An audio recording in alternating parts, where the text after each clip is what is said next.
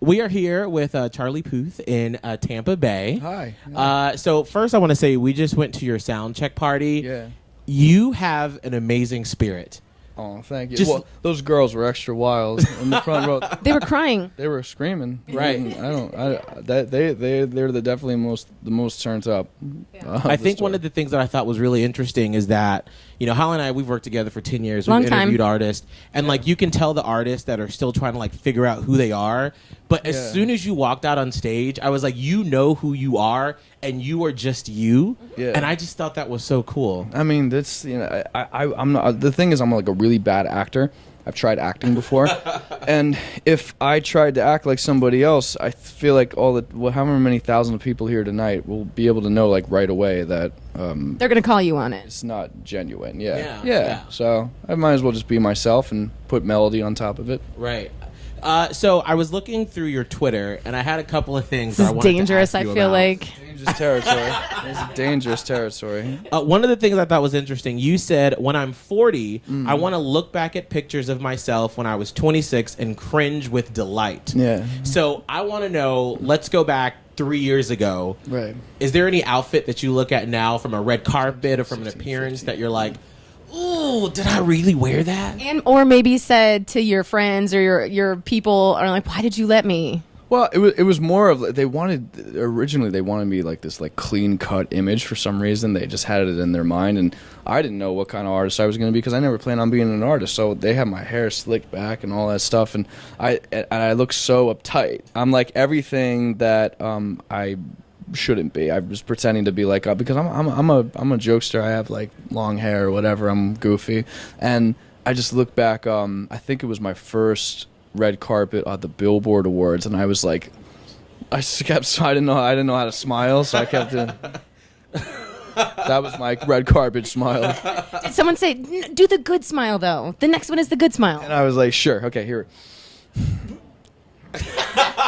Yeah, I didn't know how to do it, so I would tell myself to like loosen up a little bit and not listen to so many people. But Yeah. I have that mentality now, so that's all good. That is good. So how does that work? So do they literally sit in the room when you're starting out and they're like, okay, Charlie, so we Yeah. want you to slick your hair back and Yep. put a lot of gel, a lot of black clothes. Yep. Did they pick the clothes? They pick the clothes, everything that like you could imagine, like all the corny record label stuff that actually goes on.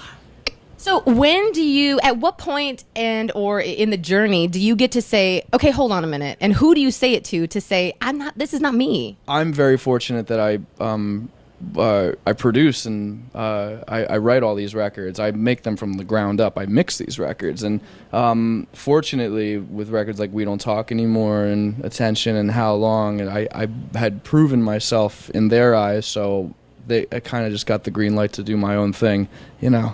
So it took a little bit of work to get to the point where they're like, oh, you know what you're doing, so we're just gonna let you do it. Yeah, exactly. Now, another tweet that I thought was interesting.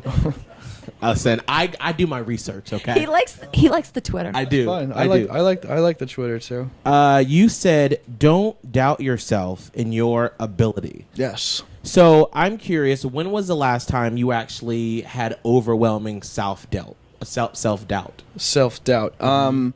I think going back to the days of See You Again when I first had started out, because again, I don't mean to say the same thing again, but like I wasn't planning on being an artist. I didn't know what it was like to be an artist, and I wrote the song in B flat major, and this is like one example. I wrote the song in B flat major, and I would go on a show and drop it down, and it wouldn't really sound like the song, meaning I would drop the key signature down, and just so it was more comfortable for my voice. But I knew that I could actually sing up there, but I was like too afraid to sing up there.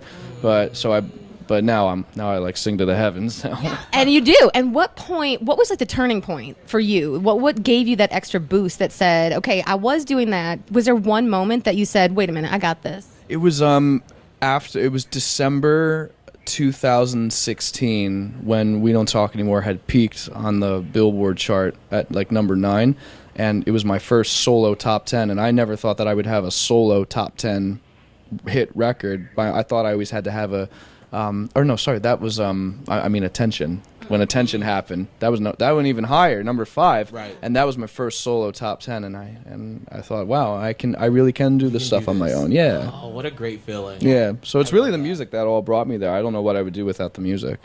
Now, I am curious, and this is the last question from your Twitter.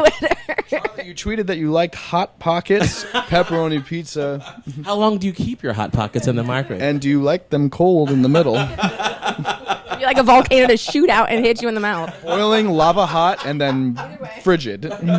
It's a combo. Yeah.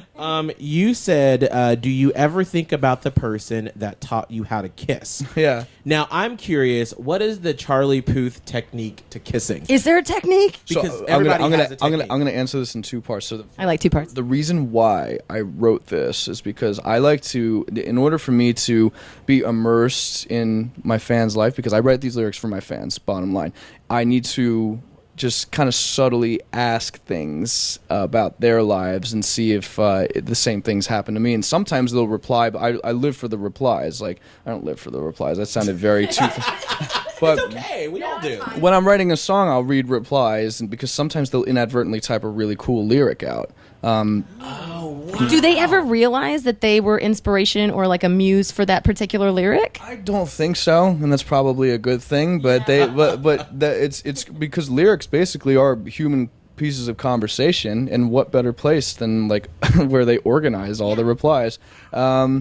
And I can't remember the second part of that question. That means it never was asked. So that's So there's no technique, just go in. It's fine. perfect. However you prefer to do it. Okay. I'll write the background music for you. Oh my Perfect. gosh. Please. That is please. fantastic. I love that. Well, Charlie, thank you so much for coming to Tampa and just being a genuine person and just showing kids that you can be yourself Yes. and still be successful. That's the. I'm glad you brought that up. That's the bottom line. That's if they don't even like the songs that they hear tonight, if they can feel some sort of inspiration, or I can make better music than this kid, then that's good with me. I love that. That's awesome. Well, Charlie, thank you. Thank you. Thanks. Thank you. Thank you. Thank you. Bye.